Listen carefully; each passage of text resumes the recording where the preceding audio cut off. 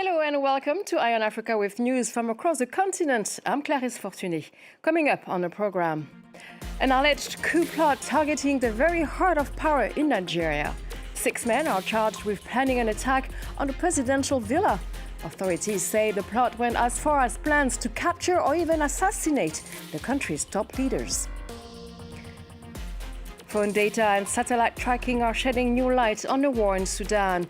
A new investigation suggests foreign fighters, including Colombians, have been backing one side in a conflict. And we'll take a dive into the art world with the latest exhibition from a Nigerian artist in Paris. Entitled Buried Roots Up in the Air, his show evokes the idea of belonging and shared identity, which stretches far and wide across the diaspora.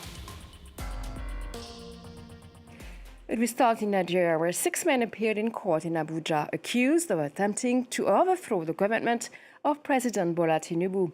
Among the suspects, several officers, including a retired major general.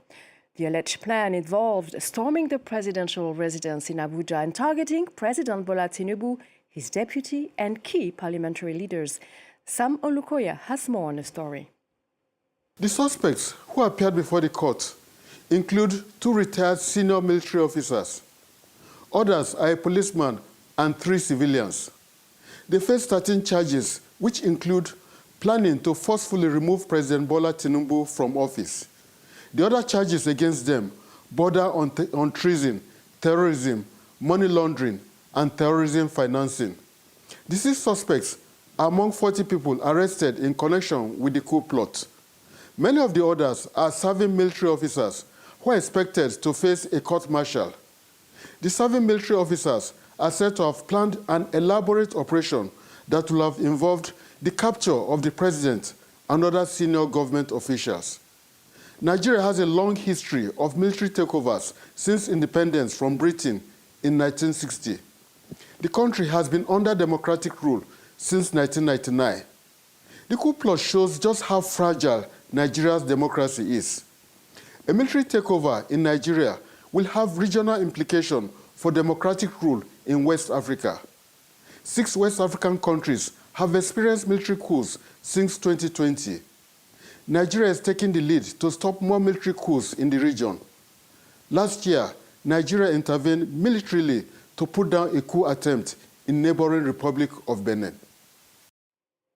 Now, a new investigation documents how a UAE-backed network of Colombian mercenaries provided critical military support to Sudan's rapid support forces. They allegedly flew drones, trained soldiers, and were present during the RSF's takeover of El Fasher. The Conflict Insights Group was able to follow evidence of extensive Emirati military assistance to the RSF. Let's bring our regional correspondent, Bastien Renouille, to help us unpack the findings. So, Bastien, we've known for a while that Colombian mercenaries were recruited to help the paramilitary RSF to help fight the Sudanese army. So, what's different this time? Well, for the first time, thanks to this report, we can track the movement of these Colombian fighters. In this report, the researcher managed to track the devices belonging to these fighters, including drones, and phones and laptops. And so we know that they're using 3 different paths to reach Darfur in Sudan. All of them are going to the United Arab Emirates first.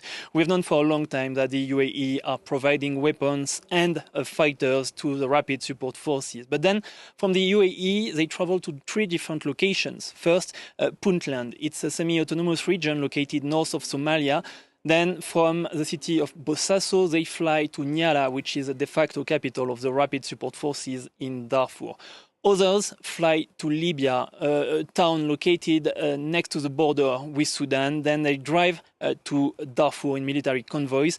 And finally, others fly to N'Djamena, the capital of Chad, before going to Darfur as well. And then in Darfur, they go to 2 different locations.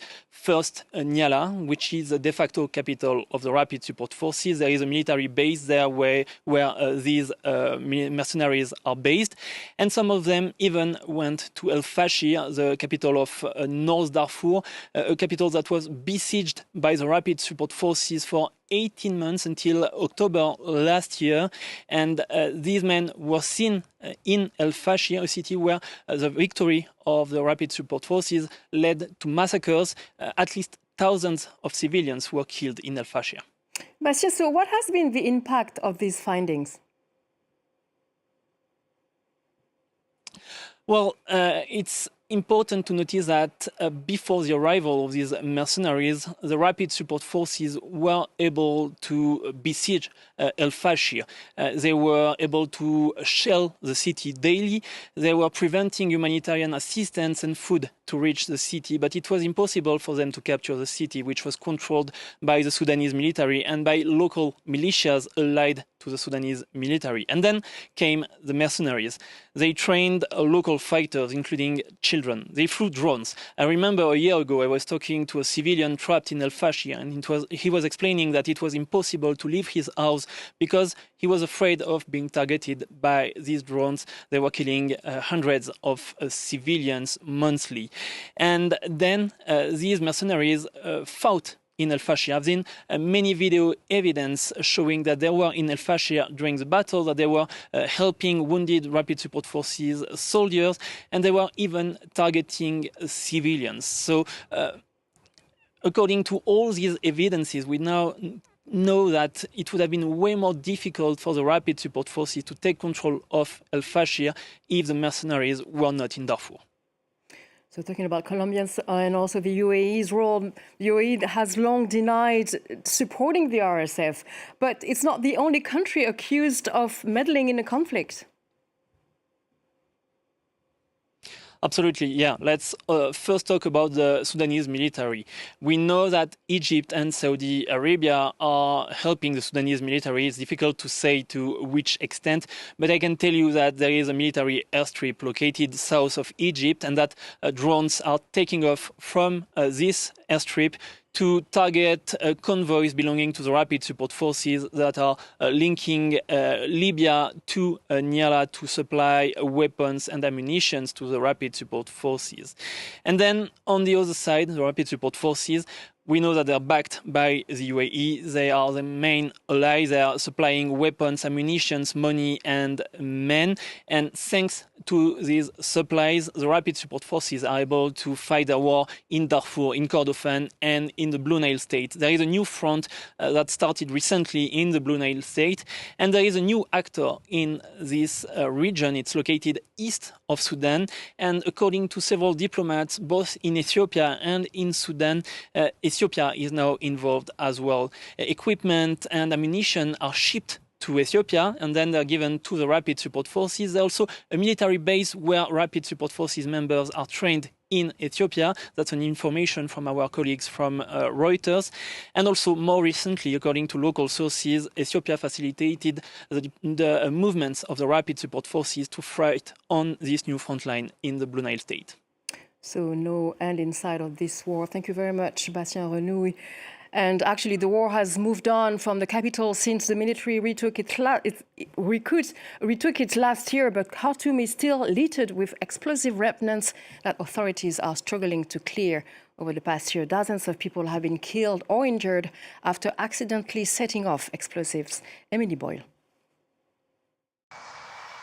Armed with patience and a lot of courage, these deminers scour through the grass of Al Maghroun Park.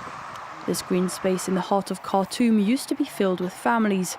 After 2 years of war, its lawns are littered with unexploded landmines. We've discovered a large number of mines, so we have to continue our work. Thankfully, we're still alive. The park's strategic location at the western entrance to Khartoum meant that it was occupied by the Rapid Support Forces right until the liberation of the city by the Sudanese army in March last year. The minefield was identified following the war between the army and the Rapid Support Forces, and it was subsequently classified as a danger zone after a mine explosion killed 2 soldiers. The area we're currently working on covers 44,189 square meters. To date, we've successfully cleared more than 30 square meters. Demining the park is already a challenge, but clearing central Khartoum will be even more complicated. Although 1.8 million people have returned to the capital, many neighbourhoods are still abandoned, waiting for the leftover explosives to be extracted. The Danish Refugee Council says it's already removed 12,000 potentially explosive objects from the centre of the city. Pompeo used the last full day of his four-nation Africa tour to decry the poor treatment of prisoners in Equatorial Guinea, who he said are often forced to live in troubling hygienic and sanitary conditions. He also spoke out against wealth inequality, urging believers to work to bridge the gap between rich and poor. The Creator has endowed you with great natural wealth. I urge you to cooperate so that they can be a blessing for everyone. May the Lord help you to increasingly become a society where each person, according to their respective responsibilities, works in the service of the common good and not for personal interests, overcoming the inequalities between the privileged and the disadvantaged. Eswatini says the cancellation of a planned visit by Taiwanese President Lai Ching-te will not affect its long-standing ties with Taiwan. The kingdom stressed that bilateral relations remains unchanged despite the last-minute decision. Lai announced Tuesday he had scrapped the trip after Taipei accused China of pressuring three African countries, Seychelles, Mauritius and Madagascar, to deny overflight access for his aircraft. Now let's explore the art world through the latest exhibition by Nigerian-born artist Eniwaye Oluwaseyi. His show in Paris, entitled Buried Roots Up in the Air, evokes the idea of belonging and shared identity, which stretches far and wide across the diaspora. Aurore Dupuis went to find out more. My name is Eniwaye Oluwaseyi. I'm a visual artist. I explore the themes of memory, of imagination, home, and history. Time plays tricks on memory, and that's what inspires Eniwaye Oluwaseyi. His oil paintings represent his family, their home, Nigeria, and a new life in Europe. It's a painting about my sister and myself, because she now lives in London, I live in Amsterdam. It's creating these two worlds, you know. One represents a different time, where the other figure is sitting represents a different time, and we, the viewer, represents a different time. So I'm collapsing three different times into one to make almost a giant new world. A reimagined new world built from personal photos and memories. Children's writing on walls. Dripping objects and clothes. In his work, the past blends into the present. Modern interiors host mid-20th century portraits with strict lines and bold colors, a signature of the self-taught artist who once studied engineering. With math, you need to be absolute. You know, your calculation has to be, as expected. But with painting, it's about expressing yourself, where you see all these things, the drippings, it sort of shows freedom. So in a way, I found ways to find a balance between an engineer and having freedom of being an artist. Eniwaye met Audrey 8 years ago at the Lagos Art Fair, right at the start of his career. These little candles and the brushes. Yeah. For Audrey, his work stands out as it reflects society as a whole. It's African, but at the same time it's European. It's actually pretty neutral. It could be a landscape from Brussels, Amsterdam, areas of Paris. And that's something he wants. We can all see each other, projected in this dual culture. In the world we live in today, people move around a lot, and I think it's a universal language. Eniwaye's paintings are now known worldwide, from Africa to the US, Asia and Europe, with a Royal Award for Modern Painting from the Netherlands King at just 32 years old. Beautiful. And last but not least, have a look at Morocco's tallest building. The Mohammed VI Tower has just opened its doors after 8 years in the making. A $700 million skyscraper inspired by the rocket that put a man on the moon. The tower stands 55 stories and 250 meters high on the edge of Rabat. Well, that's it for this edition of Eye on Africa. Thank you for watching.